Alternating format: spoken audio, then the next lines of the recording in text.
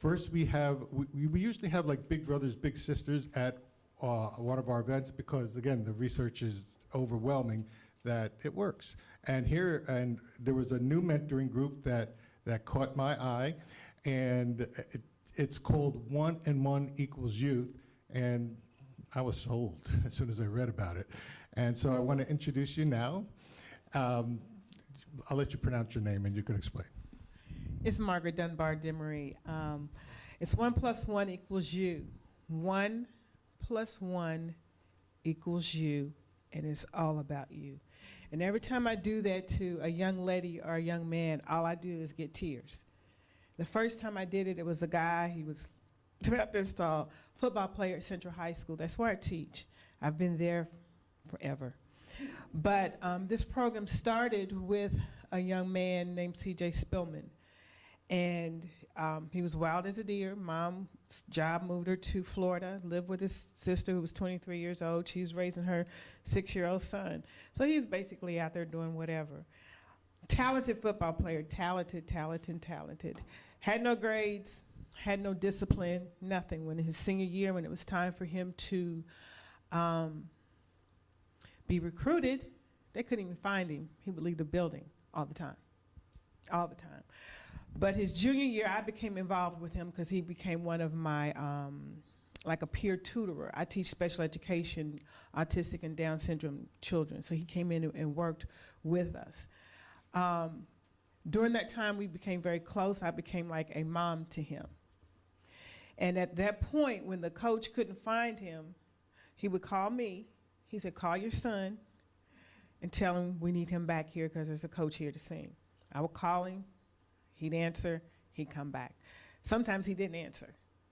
So he knew he needed to get back when he saw my number. Long story short, he now plays for the San Francisco 49ers. He played in the Super Bowl last year. Getting the discipline that he needed to find a trusted adult that stuck with him no matter what he did, right or wrong, somebody was still there for him. So basically 1 + 1 equals you. We deal with a lot of kids on a one-on-one basis, dealing with kids now on a one-on-one basis from other schools. Other schools actually want us in their building, but I'm still teaching and I can't get there throughout the day. Ed Burton, who is my counterpart, works with the young men, and I work with the women, the young girls. One of the things with the mayor's 55K, we're trying to get a lot of our kids into school. I've dealt with a lot of gang members. They are now in school. Did not realize how smart they were until we snatched them up like a mama or a daddy and talked to them. And then when they messed up, we still snatched them up and told them we still loved them. But you're still good and you're still getting out of here. You've got to get out of your environment. One young man, I thought I had the video in my car, but I didn't. Raised around Victory Park, where a lot of killings are. He, one day was in the hallway going off on his mother on the phone. Well, I snatched him up, because I'm a mother, and you're not gonna talk to another mother like that. Pulled him in my room, talked to him. Why he listened to me, he'll tell you. I don't know why I listened to her, but I did. From that point on, he got his act together. I became mom at school. So when you've got mom at home doing the right thing, and you've got someone acting as mom and extended family at the school, kid doesn't have a choice. Because now you've got them surrounded. So that's what happened with this young man. College was not even in his vocabulary. He is now at Lane College, his junior year, with a 3.5. He would have ended up probably dead because of the things he was doing. The word is getting out about 1 + 1 equals you. We work with young ladies too. I've got young ladies that are nurse practitioners now, labor and delivery nurses. We've got them from all aspects. They didn't know. Somebody cared. And that's what 1 + 1 equals you means. Somebody cares, no matter how much you mess up. Ed and I, we never turn our phones off. They're on 24/7. You might have seen me back there texting. because somebody needed something. I'm texting, letting them know it's okay. I'll get to you when I finish. I'll be there. And they know that I will be there for them. I have 2 children of my own, and they told me I could never leave Louisville because who's going to help the kids? Because they see how much the kids come and help Louisville. You were talking about the Shawnee community area. We started a summer program 3 years ago in the Shawnee Community Arts and Cultural Center, free of charge. We have wonderful grant writers, free of charge. They just got to show up. And it's for a whole month of July. We feed them at 12. Then we have a schedule that is just very rigid, but they have fun, but they don't have time to get in trouble. And that's the main thing. My first year, when they did the survey, they said it wasn't enough time to talk to our friends. We were like, yes, we got it. But they learned a lot. We went on a lot of field trips. Everybody wants to go to the Atlantis Water Park. That's our last big field trip, so you got to work for that. So we have to shape a lot of mindsets. We have to reset those mindsets. And that's what we do in that month of July. We have a lock-in retreat in May 16th through the 18th this year. This will be our 4th year having it, all free. It's a 3-day lock-in retreat. They have to do 9 hours of workshop, 9 hours. 9 hours on that Friday night. 3 hours at Friday night, 3 hours Saturday morning, 3 hours Saturday afternoon. We bring in speakers for the girls. The girls have their section. The boys have their sessions. The guys have had men that have been in prison. They'll come back and talk to them. I have the Diva Institute to come and talk to the girls. You talking about a cry fest? Some girls thought they had dealt with some things that had happened to them in their younger years, and they didn't realize it until then, and the emotion and all the stuff the gunk that just comes out. That whole retreat is wonderful. These are brochures, and most of the pictures you see, the pictures on the front of this brochure was from our retreat this last time. We had a lot of community involvement. Kids first, now they waited to the 2nd week of school this year. Usually it's first day of school. When is the retreat? When is the retreat? We take them out into Prospect, Kentucky, which is 20 minutes from here, but they think they're on the other side of the earth. Yeah. Some of them have never been out of the West End. Yeah. So to change the mindset, sometimes you got to change the environment and let them know that there's something else out there that's better than where they are. There are other things. Let's go and explore. When they got off the bus the first time, the school bus, they said, Miss Demery, I need to call my mama. You've kidnapped me. I don't know where I am. I'm like, well. So we're at my church, the Harris Creek Baptist Church, the Salter Dunbar Family Life Center, which is wonderful. It's got a full basketball court, walking track above, a industrial kitchen, workout room. It's everything. We've got the rooms to meet. We're in there from 5 o'clock on Friday afternoon, and we actually, those who want to, go to church on that Sunday morning. Those who don't stay in the Family Life Center with an adult. But throughout that whole weekend, they have speakers. And on that Sunday morning, we have a main speaker. And our last one last year was a parent, well, it was a couple, mom and dad, whose son was killed to violence. It was very powerful. You could hear a pin drop. And this is before we went into church. We also, within our organization, because we are grassroots, I started in 2007. A lot of people don't know about us, don't know we exist. But I have more kids to bring me other kids. When they see somebody in the hallway crying, they just bring them to me. I ain't know what to do, Ms. Demery. I'm just bringing them to you. Or we've had other parents to refer us to other parents who don't know what to do with their child. So right now we're in the process of getting a volunteer coordinator to get us more help with the kids that we have. We are getting kids back into college. Let me say that again. We are getting young men in the West End back in college.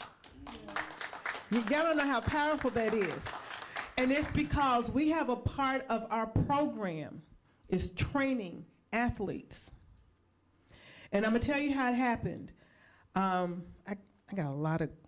got two in the NFL. One is getting ready, that will be in there. He will have him looked at next year at the end of the football season. And this is the young man I'm getting ready to tell you the story. He was a superstar at Central High School when he was there. We got him at Joliet Junior College. They didn't make sure his grades were right. They just wanted him to play. Basically, they used him. Yeah. So his grades weren't good. He was in the gang, bad news. He was during that era where there was a group of guys, it was a gang, and it was his gang, that was going around beating up elderly people. If anybody remembers it, that was his gang. So I had to deal with him a lot on a lot of that before I even dealt with him. So when you get the trust of one of these kids, then they will listen to you. But you got to give them respect in order to get it. And that's what we do. We give them respect. We understand. We know what you did. You're going to admit it eventually. I can't deal with you because these are the things I heard. And he said it was a rumor. I said, you know what a rumor is? I said, a rumor is the truth with some stuff added on. So what was added on? Because the basis of it is this. And he just looked at me. I said, so you can go out that door, and when you're ready, you come back, and we're going to help you get somewhere. He went out the door. He came back 2 weeks later, stood in front of my desk and said, I'm ready. Confessed everything.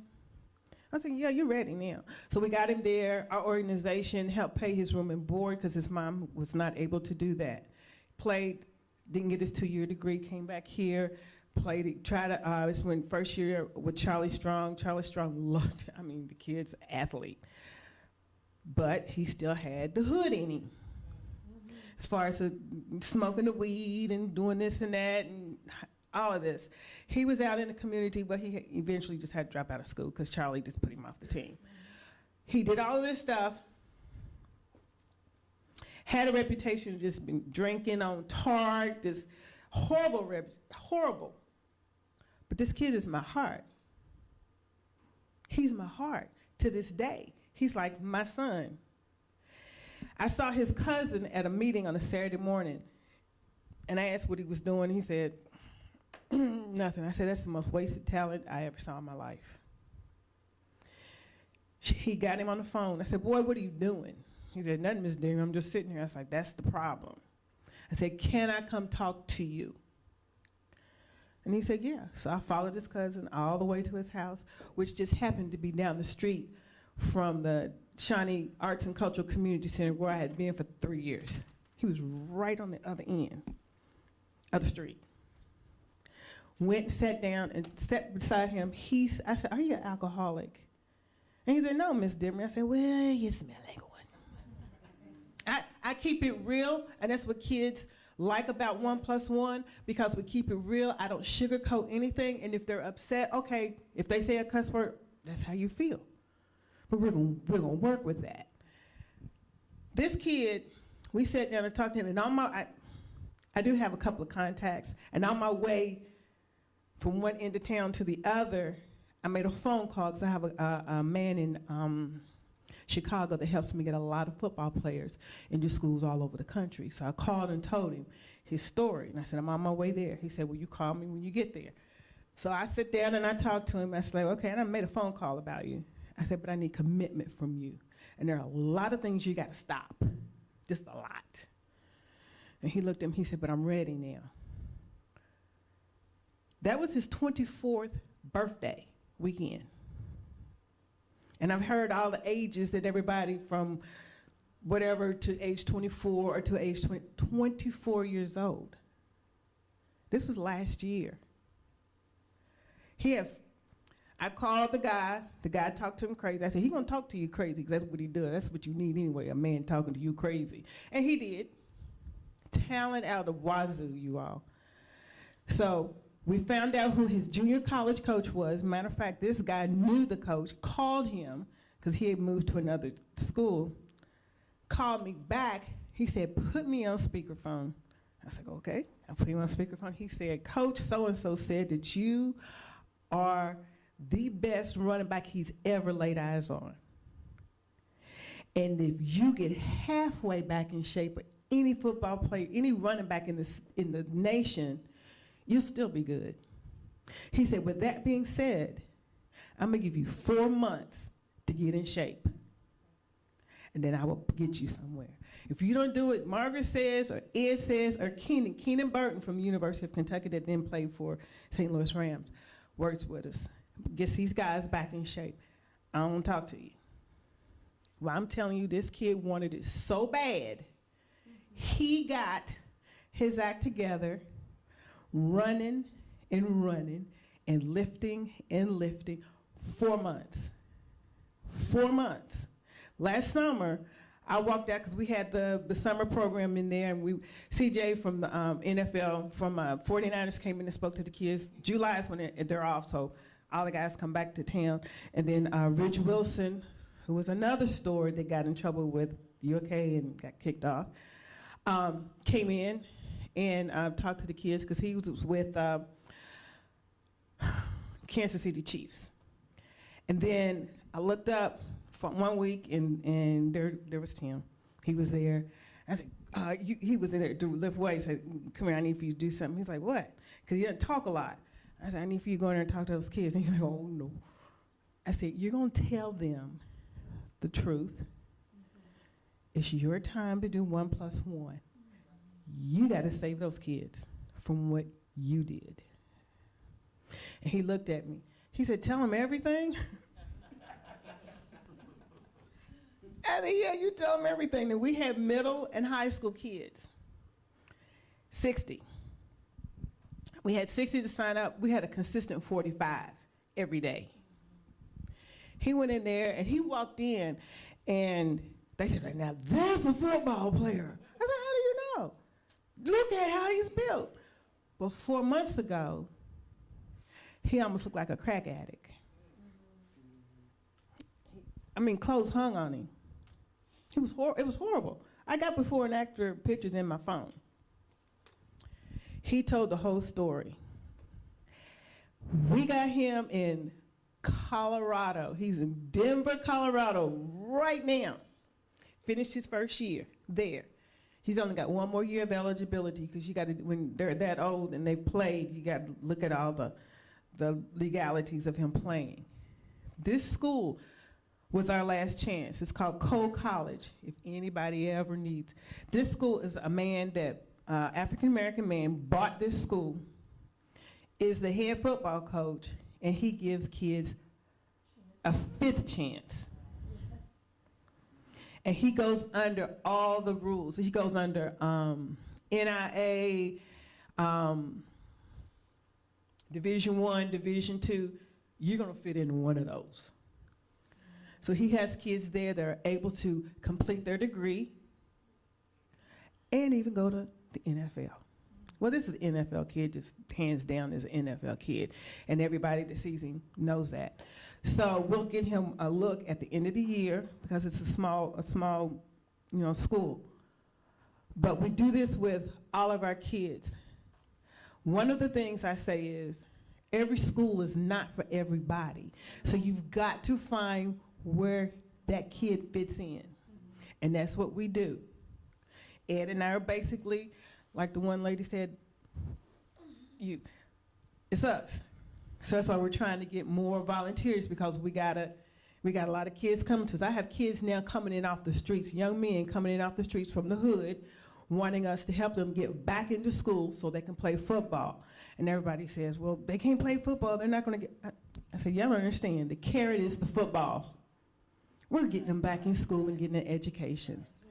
So if that's what they want to do, let's let them think that. But they're in school getting an education.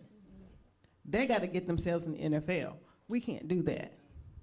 So that's what 1 + 1 = U does. We have a music group, kids who, and I wish those guys were here because we need those rappers. That we've even recorded a song, Be Still from Nappy Roots sung with them, loved it. They created the song, the kids wrote it, the beat, whole 9 yards. I got a wonderful director on that. My information is on the back of that, and I do have cards. We do have a website, but just let me know what we can do with some kid. If you can't get a hold of them, maybe we can. I got a question. First, I want to see if there's any questions. Oh. Where is Cole College? It's in Denver, Colorado. He loves it, does not want to come back home. But he did come home over Christmas break and surprised me. About lost my mind. But he is back in Denver, Colorado at Cole College. I have a son that is 23. He graduated from Second High School. He was a good football player, a wide receiver. Mm-hmm. He went to IUS for basketball. He didn't do very well, but I know he's still interested in football. Is he too old? Okay, thanks.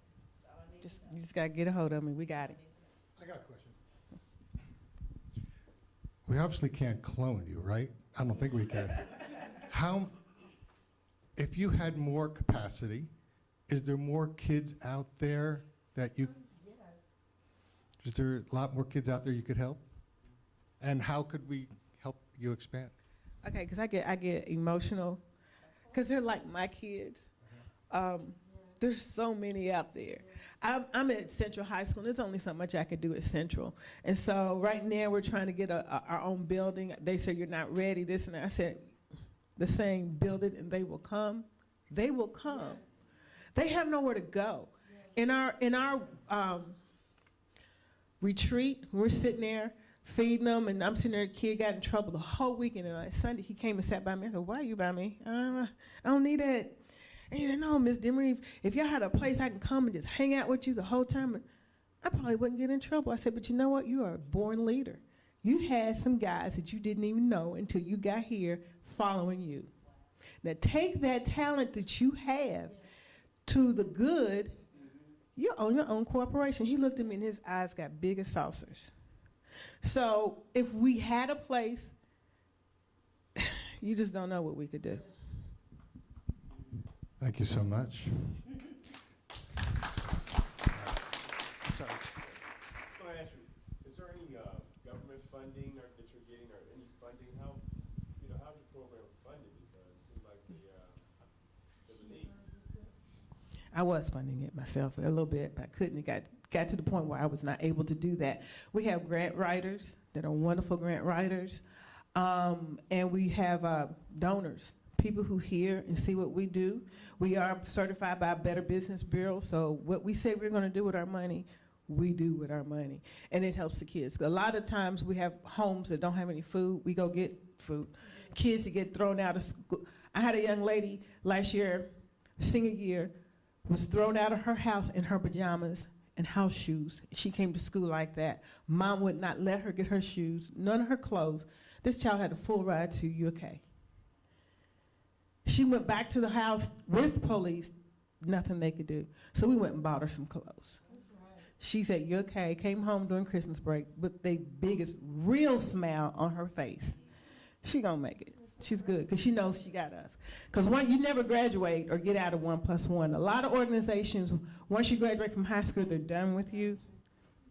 We're there until the end, until we need them to come back and help somebody else. Wow. Thank you so much. 1 and 1 equals you. That was so emotional.